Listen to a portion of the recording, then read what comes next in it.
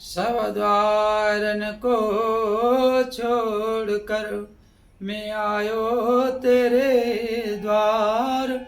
हे वृषभानु की लाडली, नित्य कृपा दृष्टि से मेरी ओर निहार। राम कथा के रसिक वर भक्तराज मति धीर, आई सुहासन लीजिए तेज पुंज कपिवीर। तेज पुंज कपिवीर, तेज पुंज कपिवीर। यत्र यत्र रघुनाथ कीर्तनं तत्र तत्र कृतमस्तकाञ्जलिं, बाष्पवारि परिपूर्णलोचनं मारुतिं नमत राक्षसन्तकम्। बोलिए श्यावर रामचंद्र भगवान की जय। श्री सदगुरुदेव भगवान की जय। श्री हनुमान लाल जी महाराज की जय। ग्राम देवी देवता की जय। सभी देवी देवता की जय। सदगुरुदेव भगवान की जय।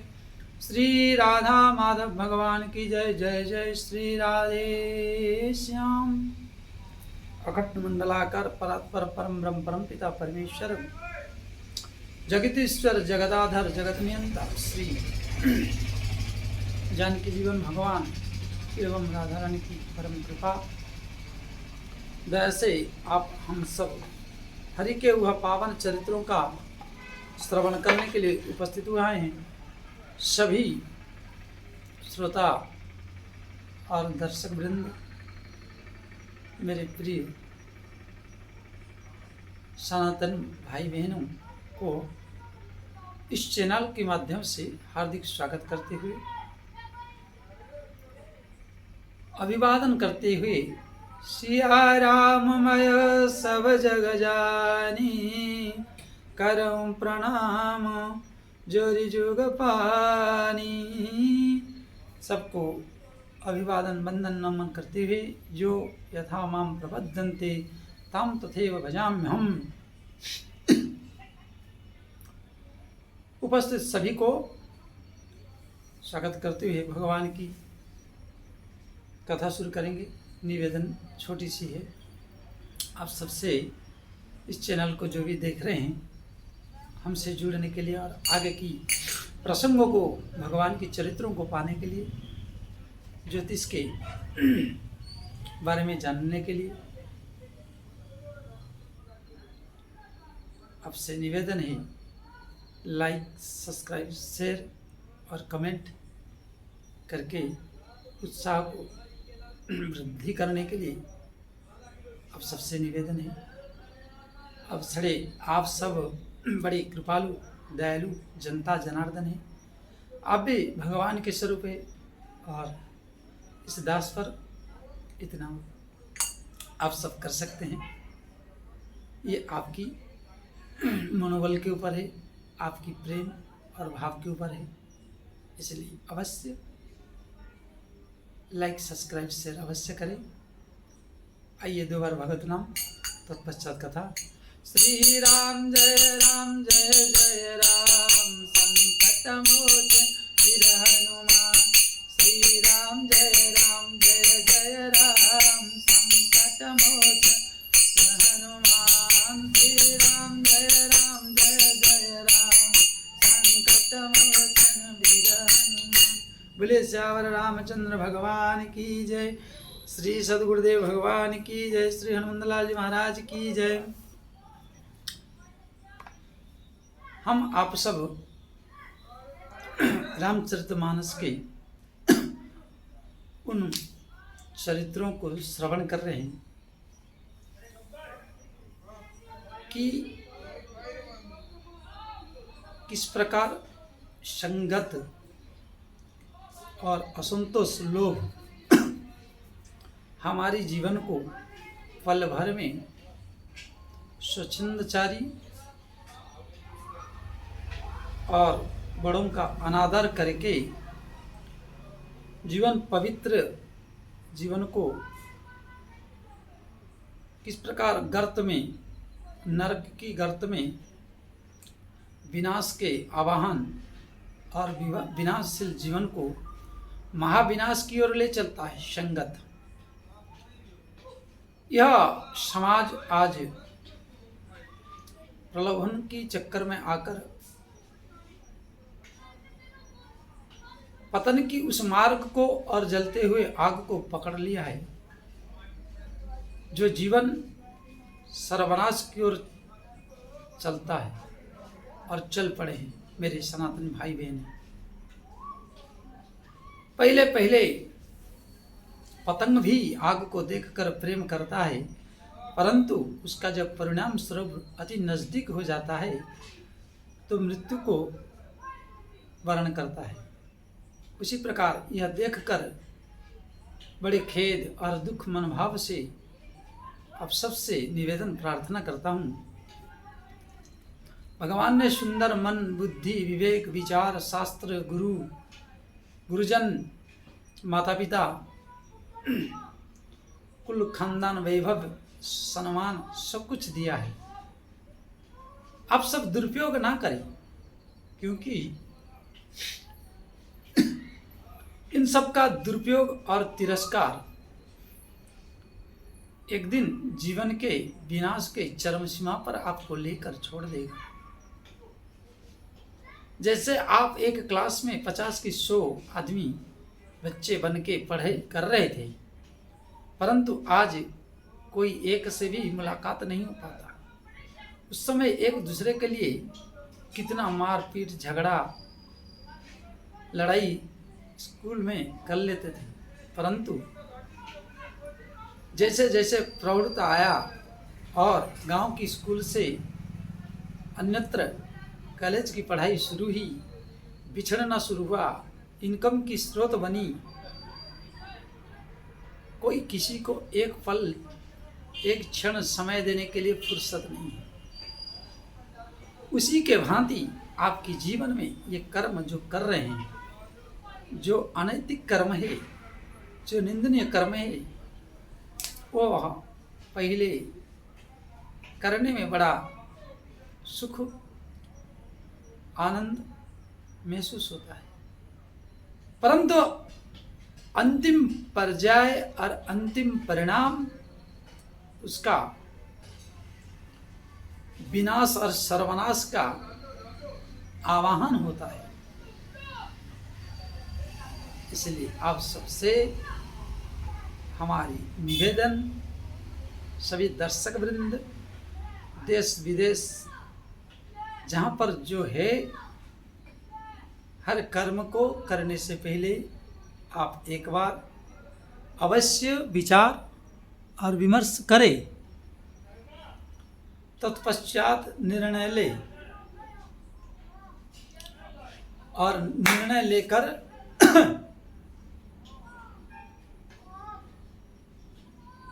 आप कर्म करें, नहीं तो अन्यथा आपको उसका मोल बहु भारी मात्रा में चुकाना पड़ेगा, जिसका प्रायश्चित बड़ा अनमोल है, जिसका समय, शिक्षा और काल की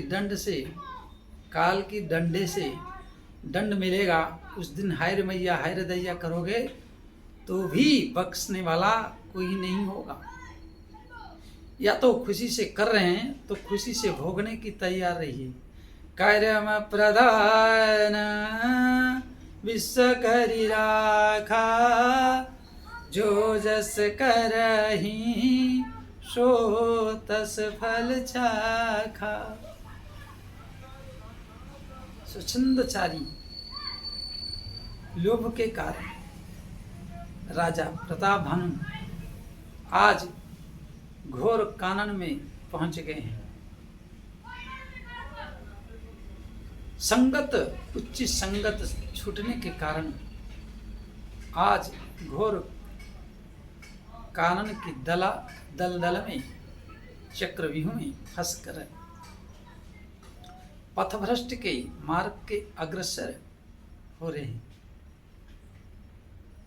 उसी प्रकार पहले उस वराह को देखकर शिकार करने की और अपने पराक्रम की अहंकार में चूर होकर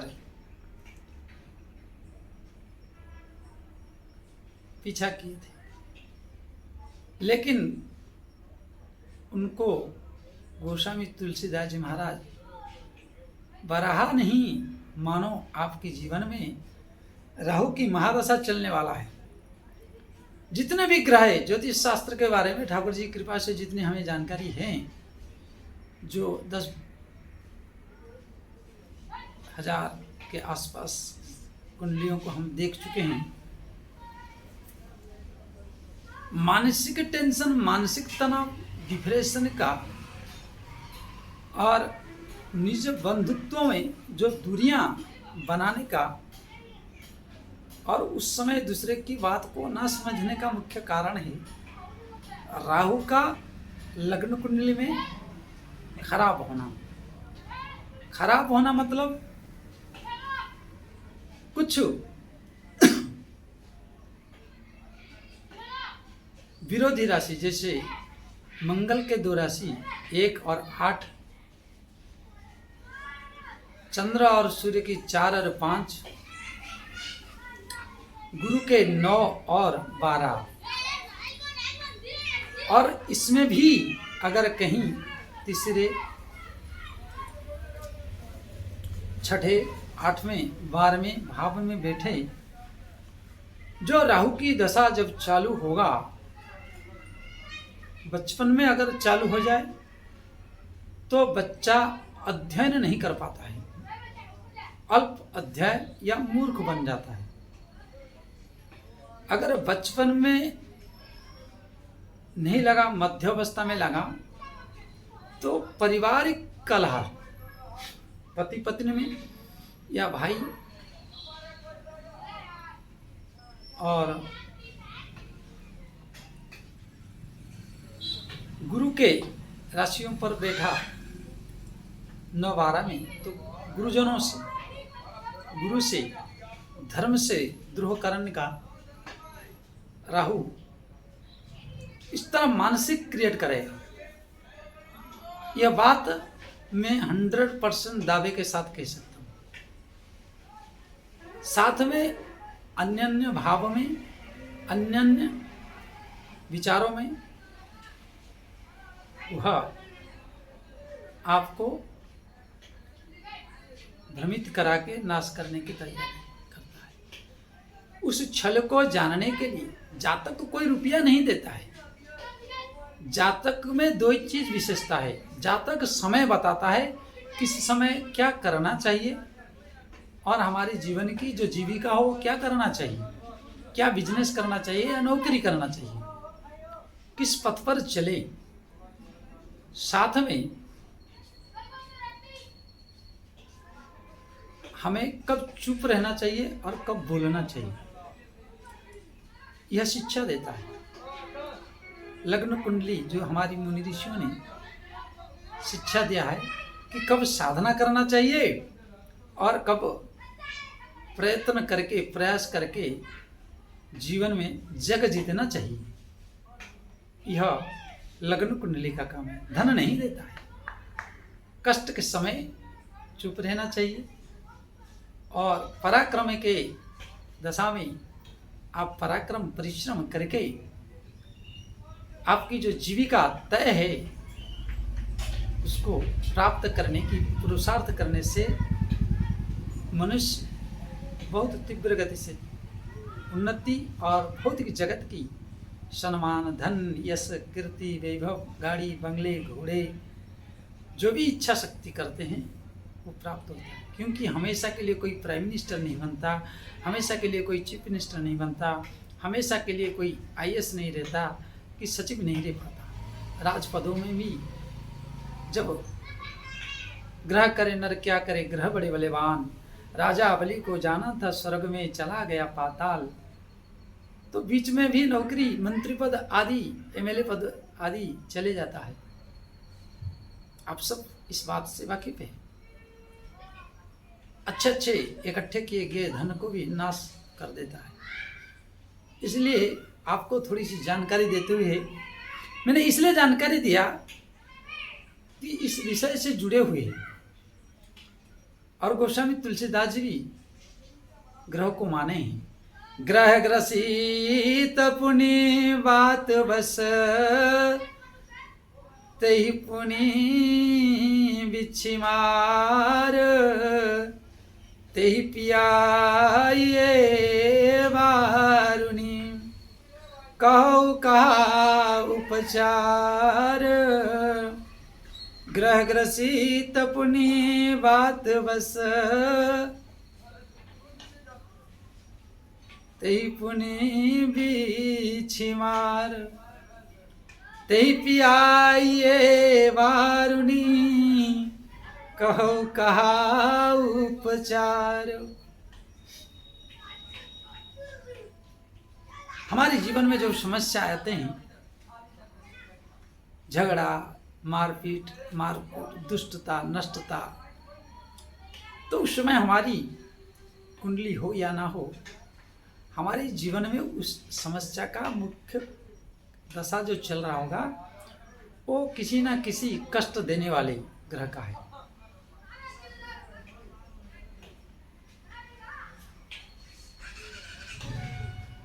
और जब हमारे जीवन में उन्नति, वैभव, यश कीर्ति आता है तो वो भी किसी अच्छे ग्रह की दशा जब चलता है, भाग्येश की, पहला प्रथम भाव की, पंचम भाव की, नवम की या दसम अधिपति की या चतुर्थ अधिपति की जब महादशाएं चलती हैं तब सुख, समृद्धि, आनंद और वो कौन ग्रह है, कौन सी राशि है, उसके अनुसार विवेचन किया जाता है। और उस समय गोस्वामी तुलसीदास कहते हैं जब बुरी दशा चल रही हो, बुरी समय चल रहा हो, आपके पास कुंडली हो या ना हो, अगर आप हर जगह असफलता, परेशानी, अकारण द्वेष हो रहा है तो समझ लो कि आपकी बुरी दशा चल रहा है। और उस समय आप ही स्वयं मदिरा पान करना, दुष्ट संगत करना, परना नारी गमन करना, जुए सट्टे आदि में लगना, ये सब क्या है? तई पुनि बीछी मार, तई पियाई बार, कहो का उपचार, इसी का ही वर्णन है। इसलिए उस समय चुप होकर, खामोश होकर साधना की पथ पर हमारी महापुरुषों ने, हमारी मनुष्यों ने, मुनि ऋषियों ने, संत भगवान, गुरुदेव भगवान, हमारे इष्ट श्री राम जी और राधा माधव उपदेश करके गए हैं किस समय क्या करना चाहिए। और यह झलक अर्जुन के जीवन में, पांडवों के जीवन में इतना बलवान होते हुए भी अपने पराक्रम को शून्य करके दासत्व को स्वीकार किए थे। समय खराब के कारण, उन दुष्टों के साथ जीत नहीं पाने के कारण सिर झुकाए थे। ये है समय हो तन बलवान, सब दिन एक समान, सब दिन हो तन एक समान। परंतु आज की इस ज्ञान से, इस विचार से अधूरा होने के कारण आज घोर कानन में एक राजा प्रताप भानु पहुंच गए। खेद खिन्न क्षुदित राजा, खेद खिन्न क्षुदित त्रिषित राजा, बाजी समेत खोजत व्याकुल सरित सर, जल बिनु भय अचेत। जैसे आज राजा प्रलोभन के कारण और खेद खिन्न होकर घोड़ा बाजी के साथ स्वयं परेशान है और बुरी दशा, बुरी स्थिति में पहुंच गया, उसी प्रकार मनुष्य भी जब बुरी दशा चलती है उसी प्रकार तड़पता है, हाय दया, हाय मैया, कहाँ जाऊँ, क्या करूँ, क्या नहीं करूँ, और अपनी संपत्तियों को उड़ाने में, बर्बाद करने में लगा रहता है। अपने समय को व्यर्थ उड़ाने में, गर्त में ले जाने की वो जान नहीं पाता है, क्योंकि उसने शास्त्र अध्ययन, सत्संग, गुरुओं के साथ मार्गदर्शक इसके जीवन में ना होने के कारण मेरे सनातन भाई लोग बहन भ्रष्ट के पथ पर, भ्रष्ट के संगत में आचरण करके जीवन को तहस नहस कर देते हैं, जो जीवन में दोबारा सूर्य उदय का नाम नहीं लेता। बोले श्यावर रामचंद्र भगवान की जय। इसलिए जीवन में शास्त्र और गुरु संतों को मानना जरूरी है, सदैव पास में। इसलिए बड़े बड़े राजा भगवान रामचंद्र जी कुलगुरु वशिष्ठ जी को रखे थे, दशरथ जी भी रखे थे, और भगवान श्री कृष्ण शांडिल्य ऋषि को रखे थे। क्यों? क्योंकि वो सिर्फ आपकी पथदर्शक और मार्गदर्शक बनने के लिए गुरुओं को जीवन में रखना जरूरी। भगवान होने के बाद भी, ऐश्वर्य संपन्न, षडैश्वर्य संपन्न होने के बाद भी उन्होंने गुरु किसी को माना। परंतु आज बड़ी विडंबना के साथ कहना पड़ रहा है कि हमारी हिंदू सनातन भाई लोग थोड़ी पैसा, थोड़ा सुंदर नारी, थोड़ा घर पा जाते हैं तो दारू की बोतल किसी कुत्ते बिल्ले की हड्डी नोच खाने के लिए और दुर्वृत्त दुराचारियों के संगत में आकर भ्रष्ट पथ में जाकर जीवन को तहस नहस कर देते हैं। हे मेरे प्रिय भाइयों, हे सनातनियों, किसी मनुष्य को अगर गुरु मानने में असमर्थ हो तो गीता को, शास्त्र को आज बहुत अर्थ अनुवाद, जो लाखों करोड़ विदेशी, जिस अमेरिका को आप पसंद करते हैं, जिस फ्रांस को आप पसंद करते हैं, जिस ऑस्ट्रेलिया को पसंद करते हैं, वो लोग आकर आपकी धर्म को अपना रहे हैं, आपकी पहनाव को अपना रहे हैं, और आप उन फटे टूटे वस्तुओं को अपना कर जीवन को गर्त में ले जाना चाहते हो, उधार होना चाहते हो, और आप गिरना चाहते हो। क्या विडंबना है, भारतवर्ष में जन्म लेने के बाद इस तरह विचारधाराओं में कोई विवेकानंद नहीं बनना चाहता। इसलिए मार्गदर्शक रखिए, और मार्गदर्शन ना हुआ, पास में सहयोगी ना रहे, तो आपके जीवन में खेद खिन्न छिन्न भिन्न हो जाएगा। उसी बात को तरसा रहे हैं। फिरत विपिन आश्रम एक देखा, तहाँ बस नृपति कपट मुनि वेखा। फिरत विपिन आश्रम एक देखा, तहाँ बस नृपति कपट मुनि वेखा। राजा प्रताप भानु जब रिटर्न कर रहा था, वह राजा जो मही मिल गयो, जो छुप गया था, वह देखा कि राजा इसी मार्ग से रिटर्न होगा, तो उन्होंने क्या किया, तुरंत एक सिद्धि के बल से, एक कपट से एक आश्रम बना लिया, और अपने आप को बाबा जी का ढांचा बना लिया, और एक तालाब बना दिया। इस तरह सौंदर्य वातावरण का क्रिएटिविटी करके कालनेमी की तरह बैठ गया, और उसको देखकर, उस आश्रम को देखकर, उस खंड को देखकर, देखिए आप बाबा जी कैसे पहचानेंगे। बाबा जी पहचानने का दो ही कला है। पहले तो बाबा जी बना कब और कितने साल से बना है,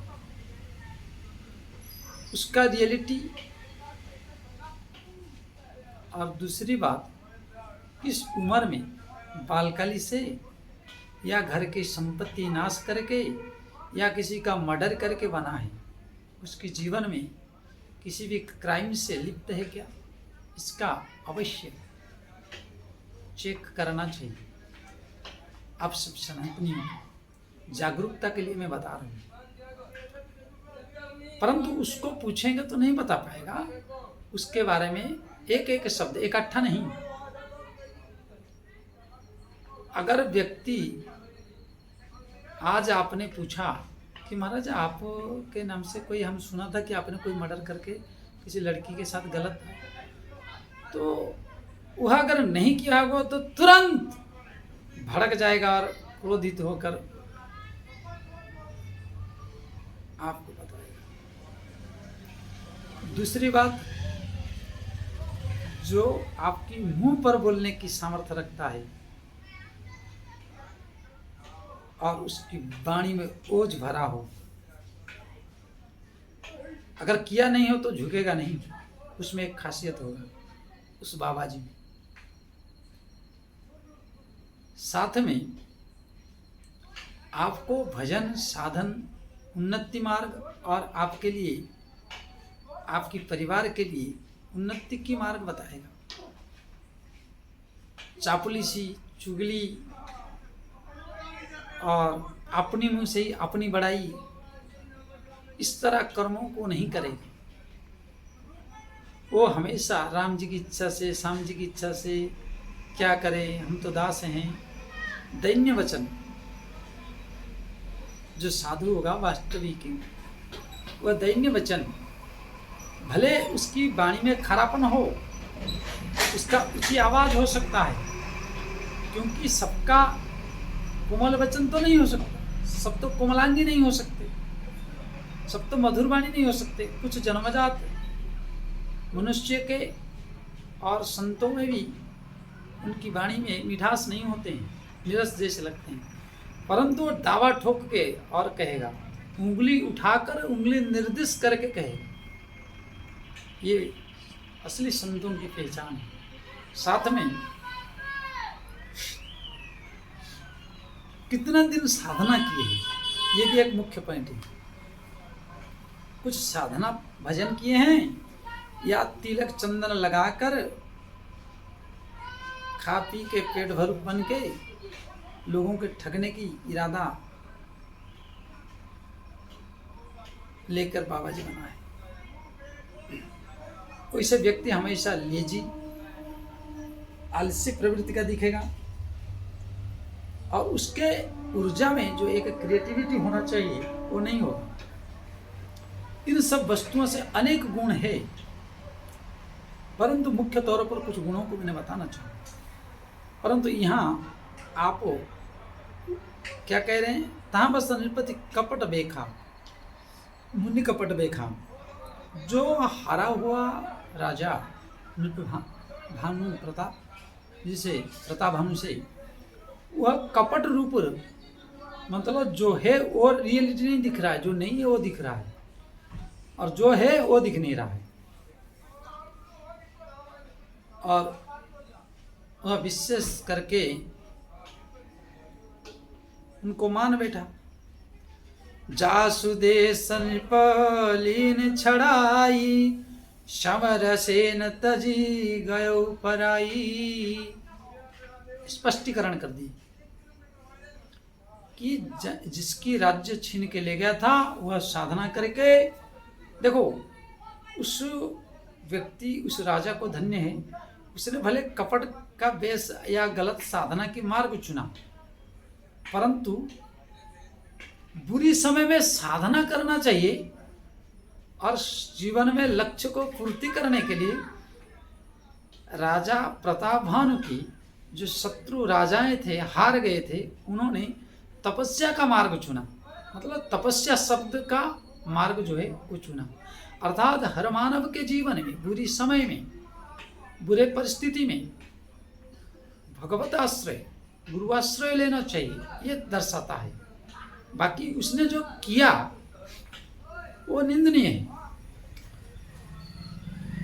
परंतु छल बल कल से, किसी भी नीति से समदंड भेद जब काम नहीं करता, तब कपट नीति का आश्रय लेकर उन्होंने जितना चाहा हारे हुए राजा प्रताप भानु को। इसलिए हम सबका मुख्यतः संगत में बिगड़ना और हमारी जीवन में समस्या का आगाज हो तो हमें साधना का आश्रय लेना, भगवत आश्रय लेना, किसी गलत संगत का आश्रय नहीं लेना, यह शिक्षा को प्रदान करता है। समय प्रताप भानु कर जानी, आपन अति समय अनुमानी। गयो न गृह मन बहुत गलानी, मिलान राजई नृपाभिमानी। जब इनका सब कुछ छीन लिए थे तो वह नृप अपने समय को खराब जान के स्पष्टीकरण के कि समय प्रताप भानु कर जानी आपन अति असमय अनुमानी। तो वह हरा हुआ पराजय राजा साधना के पथ पर चला गया। वो भले गलत साधना करके, परंतु जेन केन प्रकरण अपने लक्ष्य को टारगेट बनाया, हासिल किया। उसी प्रकार यह दर्शाना चाहते हैं इस चरित्र के माध्यम से कि अगर मेरे सनातन भाई बंधु दर्शक वृंद श्रोतागण भी जीवन में अगर सफल होना चाहते हैं तो साधन के बिना नहीं। और माँ भवानी भी सती जी जब पार्वती के रूप में जन्म लिए तब क्या कहते हैं, तपधार सब सृष्टि भवानी करहि तप जाई असजिया जानी। इस सृष्टि में तपस्या से क्या चीज नहीं प्राप्त हो सकती। और इसी विधा को, इस विचार को वह हरा हुआ राजा अपनाया और एक उत्तम कैटेगरी के लोगों को गिराने के लिए वो सक्सेस हो गया। अर्थात अच्छे उच्च व्यक्ति को भी नीचे गिराया जा सकता है। ऋषभ समारी रंकजी में राजा विपिन बसई तापस के साजा।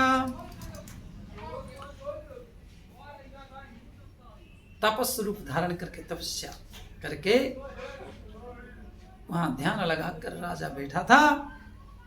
तो उसको देखकर, उसकी मधुर वाणियों में फंसकर तासु समीप गबन नृपकीना यह प्रताप रवि तहि सब चीना। देखो यहाँ राजा युद्ध से हारा हुआ था, कपट रूप धारण करके, और अनित पूर्वक जीतना चाहता था। और उसने पूरा तैयारी करके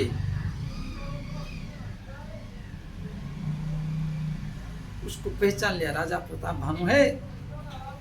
और देखा कि इस समय तो राजा प्रताप भानु की बहुत बुरी हाल है। इस समय जैसा जब लोहा गर्म हो तो जैसे मोड़ना चाहो मुड़ सकता है। और उस समय धैर्य को जो खो देता है, विचार को जो खो देता है, तो नासवान हो जाता है। राव त्रिषित नहीं सो पहचाना देखी सुबेश महामुनि जाना। उतरी तुरगते गृहीण परम चतुर न कायो निज नामा। कपट मुनि, क्योंकि साधु के वेश में असली फसली नकली कुछ है। नारी मुहि गृह संपत्ति नासी मूड मुड़ाई भई सन्यासी। बाप की संपत्ति को बेच खाया, पत्नी की लाए हुए सारी संपत्ति, सोने चांदी गहने जितनी भी थी सब बेच खाया। दोस्त मित्र यार जितने थे सबसे, सगा संबंधी जितने थे उनसे सब कर्जदार हो गया। अब कोई जब रास्ता ना बचे तब भी बाबा जी बन जाते हैं। जुआ, सटा, वेश्यागामी, दुराचारी, कुसंगत में फंसकर इन संपत्तियों को सब नष्ट भ्रष्ट कर देते हैं संगत में आकर। ये है संगत के बल, जीवन में गुरु ना होने के बल, जीवन में शास्त्रों का अध्ययन ना करने की फल, जीवन में सदचिंतन ना करने का फल, जीवन में सुबह भगवान की चिंतन ना करने की फल, जीवन में जप या मेडिटेशन ना करने की फल, जीवन में हमारी माता पिता की आज्ञा पालन न करने के फल विनाश कर देता है। सब सामान्य लगता है परंतु सामान्य नहीं है। और भूपत्र सित विलोकित ही सरवर दीन दिखाई। मज्जन पान समेत हया कीन पति हर्षाई। जब कपट मुनि को पूछा, हे मुनिवर आप परिचय बाद में बताना और पूछना, परंतु पहले जल कहाँ है, थोड़ा जल का व्यवस्था करिए। तो कपट मुनि ने रचना किया हुआ अपनी उस तालाब को दिखाया जहाँ राजा प्रतापभानु जलपान करके और जल का सेवन करके सुखी और घोड़े की तृषा को मिटा कर शांति हो गई। वहाँ से फौरन चले जाना चाहिए कि इस घोर जंगल में भी ये कोई छद्मवेशी बाबा जी तो नहीं। अब हमारी तृषा तो मिट गया, बाजी का घोड़े का भी तृषा मिट गया। उनको इतना अगर कह देते ठीक है महाराज जी हम चलते हैं और आप आइए मिलिए तो हम आपके साथ वार्ता करेंगे, सेवा करेंगे। तो वहाँ राज्यसभा में उच्च कोटि के विद्वान, उनको सहयोगी करने वाले ब्राह्मण देवता, उनके मंत्रीगण आदि सलाह देते, इनको पहचानते। परंतु राजा यह भूल करने के कारण, छुपाने के कारण और भ्रमित होने के कारण जीवन को नाश की ओर ले जा रहा है। और आप भी अगर ऐसे कर्म कर रहे हैं छुप छुप के माँ बाप को, गुरुजनों को और अपने बड़े बुजुर्गों को, तो आपसे निवेदन है इस मार्ग को परित्याग कर दीजिए। और आज यहाँ पर वाणी को विराम देंगे और आपसे निवेदन करेंगे, आप सब जनता जनार्दन है, दर्शक वृंद है, श्रोतागण है, लाइक सब्सक्राइब से अवश्य करें। आगे की प्रसंगों को पाने के लिए, आगे की चर्चाओं को पाने के लिए, और प्यार भरी कमेंट में जय श्री राम लिखकर, राधे श्याम लिखकर दे। आइए विराम देते हैं। जय श्री राम, 2 बार हरिनाम संकीर्तन। गोविंद जय जय गोपाल जय जय राधा रमण हरि बोल। गोविंद जय जय गोपाल जय जय राधा रमण हरि माधव जय जय। गोविंद जय जय गोपाल जय जय राधा रमण हरि गोविंद जय जय। बोले श्यावर रामचंद्र भगवान की जय, सदगुरुदेव भगवान की जय, हनुमंत लाल जी महाराज की जय, गोस्वामी तुलसीदास जी महाराज की जय, रामचरितमानस की जय, सभी श्रोतागण की जय, सभी दर्शक वृंद की जय, सभी सनातन भाई बहनों की जय। जय जय श्री राधे श्याम। ओम नमः पार्वती पते हर हर महादेव।